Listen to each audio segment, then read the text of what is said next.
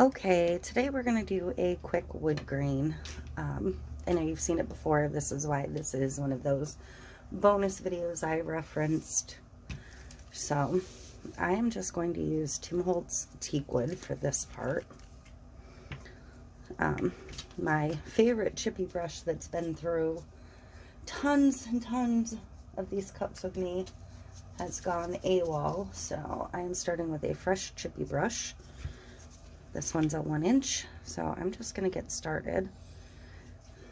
And like I said, my plan for this one is simply to use one color for now. So I'm going to go for full coverage. When you're working with inks like this, you will splatter. Protect your surface if you're worried about it. And protect your hands if you don't want to be covered with ink. Don't flick this way towards yourself or you'll end up with little ink dots all over whatever shirt you're wearing or your face.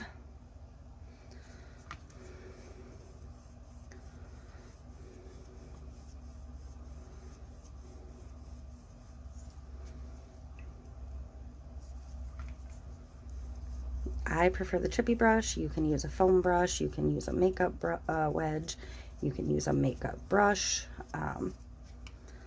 I've just found that the chippy brushes work the best for me. I actually prefer my old dried up one because the more you use the same one over and over, the stiffer it'll get, and the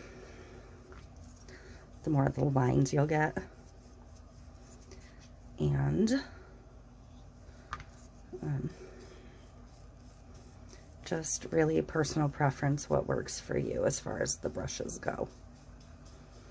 Plus, once you've used like a bunch of colors on the brush, it'll kind of reactivate some of the color and you'll get some cool new unique blended colors.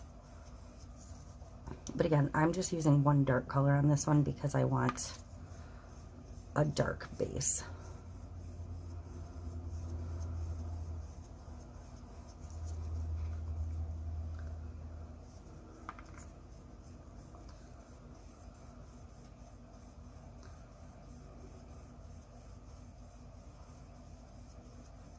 The inks do dry pretty quickly when you're doing this, and when you put more ink over, it'll kind of reactivate the ink underneath.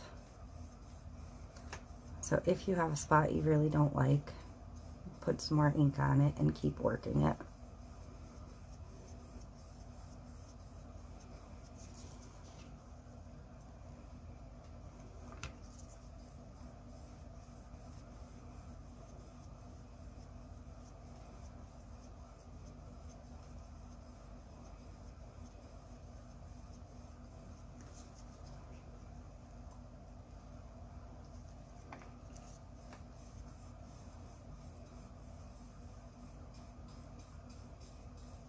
This is really one of the quickest, easiest techniques, and just visually cool.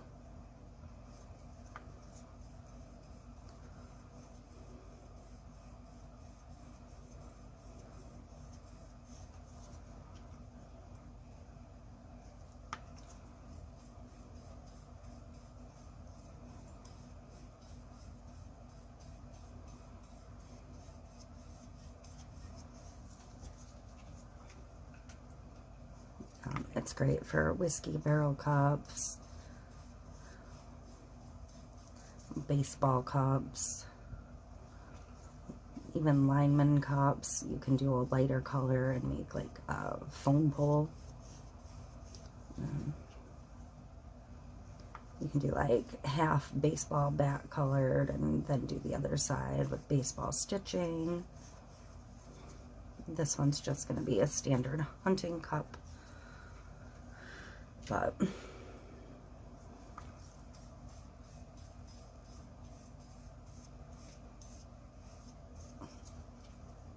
now this spot's getting a lot of texture to it now, so you kind of want to look for your spots that are already getting texture and kind of texture them up a little bit more. You can kind of circle your brush around and then brush it out to give it more dimension.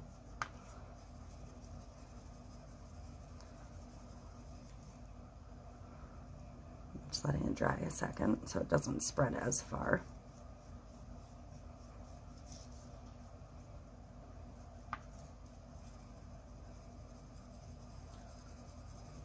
And same thing. You can see where that got a lot of, ended up with quite a bit of detail to it. And you can go in and do spots like that anywhere you want. You can use a smaller brush for this part. Let it sit a second and then kind of work it. Let it dry a second and then work it some more.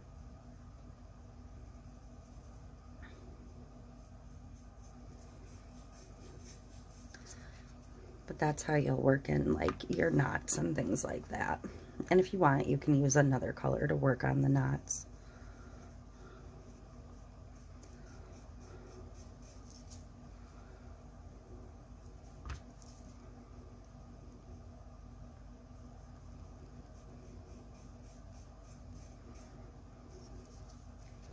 I haven't done the bottom yet, so I need to remember to do that.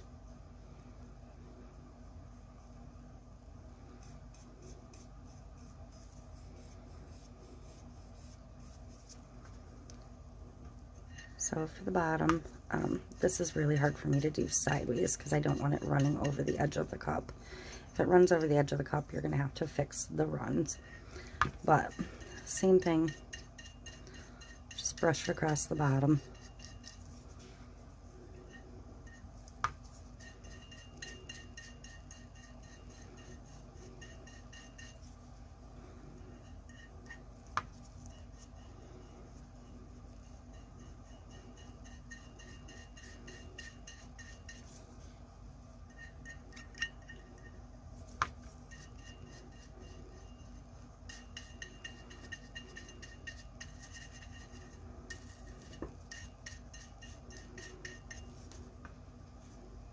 And I did leave the sticker on this. I always leave the stickers on if I'm doing a wood grain.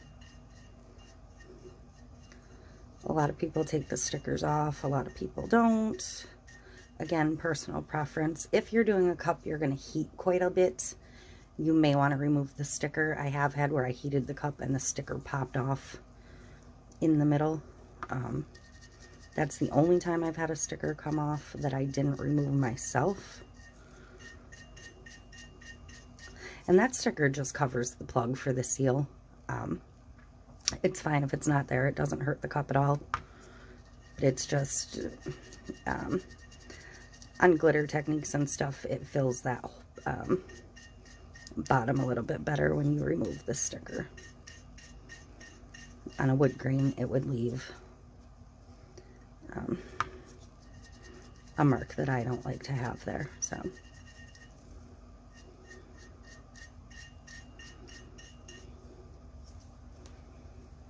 But that's how you do the bottom. And then I'm going to go around and make sure I didn't drip up the bottom too much. If I did, I'm going to go back over those spots. This is another one of those spots where I'm kind of working in some interest.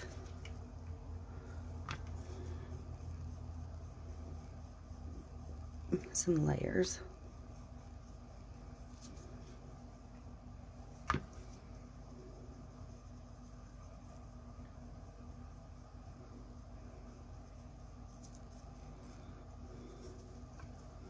I do have a little bit of weight showing here, so I do want to adjust that.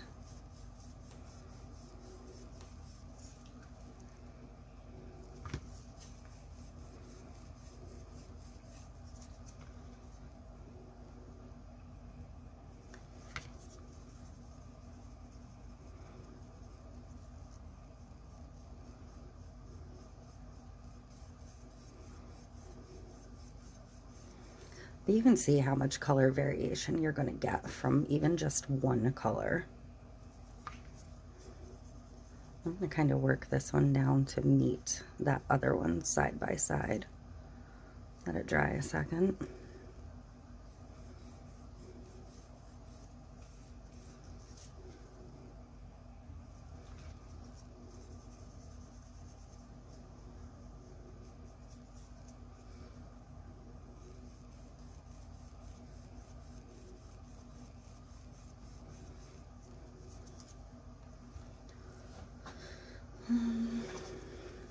Do a little bit more in here. Just keep checking it over until you see it doing what you like, how you want it to look.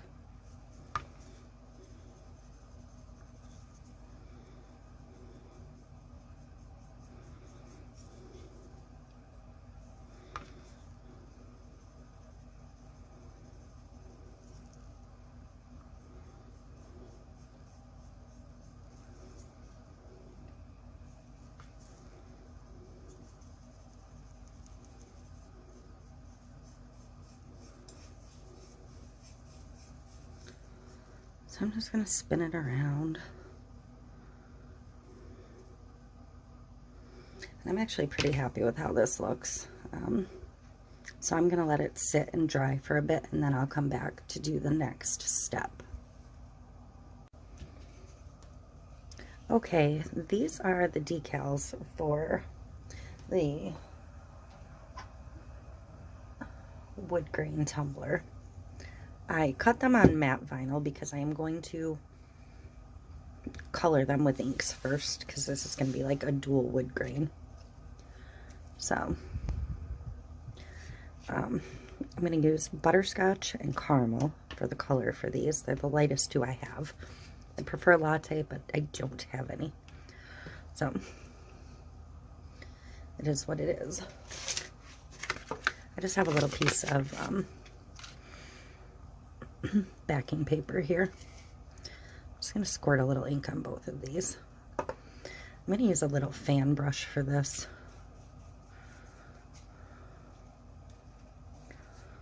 And I'm just going to start covering it. And I may have to touch these up after I transfer them, but I want them mostly done before they get moved. And normally I would epoxy the cup first, but I'm going to try and get these transferred prior to epoxy, just to move things along.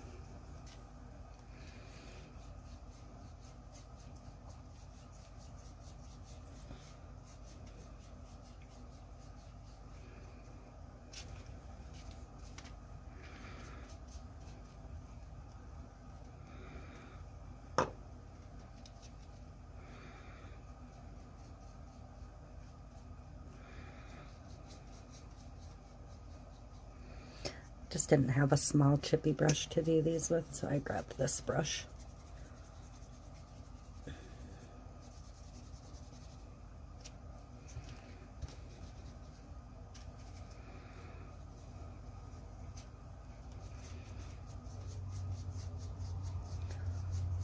And that second color is just a little darker, but not a ton darker.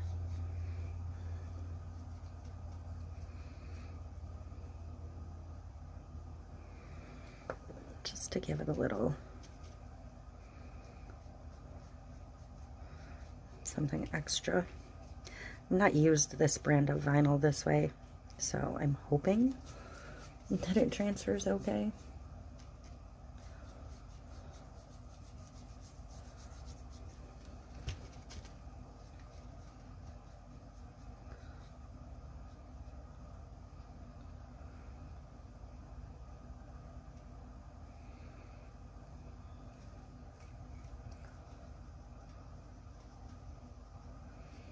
Just trying to give it a little bit of texture and dimension.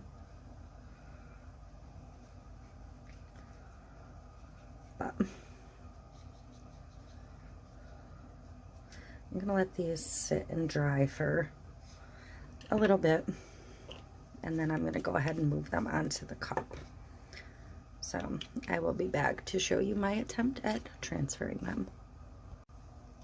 Okay, so I already have 2 out of the 3 decals on here. I will show you the last one. You just have to be careful, and it does lift some of the color. If you want to touch it up, be mindful of the fact that if you touch the under layer, it's going to reactivate it.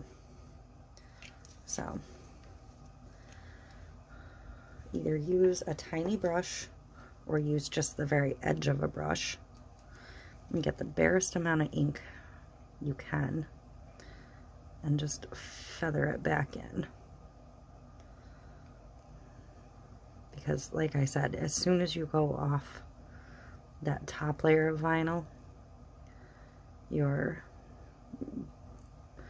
going to reactivate your original wood grain.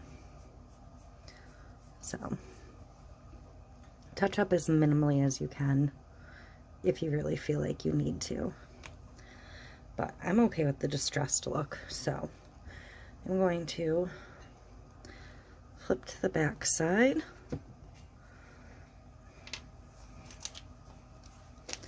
And this transfer tape is barely sticky.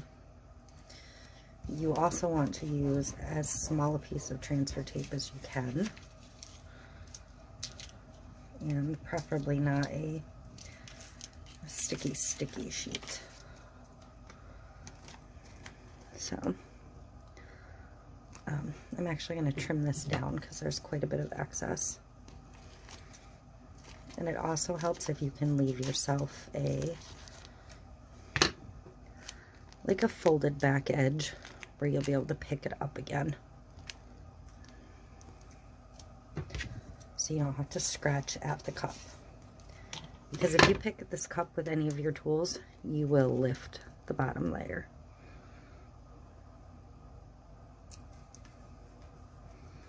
And I'm not really going to rub too hard just yet. I'm going to get it to the point where it'll stick down.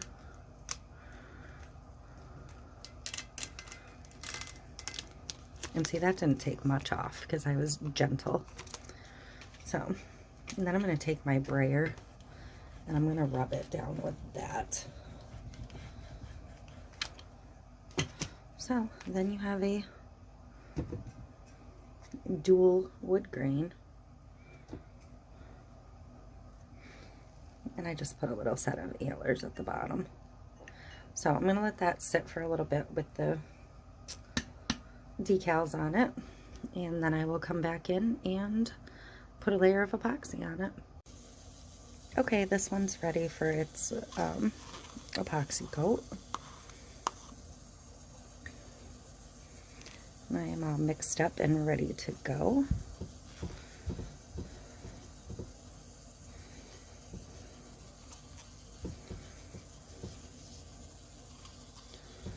And this will probably get 2 more coats after this one, at least 1, because this has none yet. But it's essentially going to be done at this point. As far as technique-wise goes, it is finished.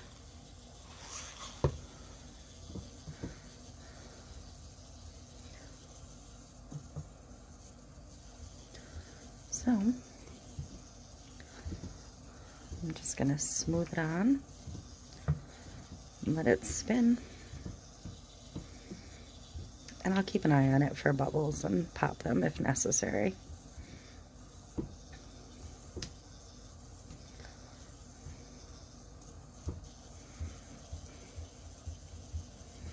And I will make sure the turner is level once I move it into the spot where it's going to sit and to turn.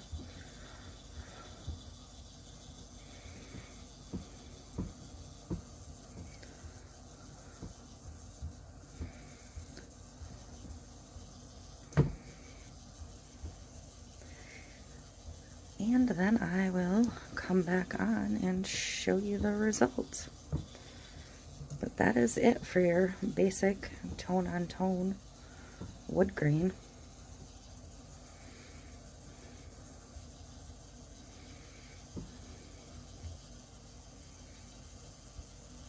Tone on Tone Woodgrain. Got some detail in there.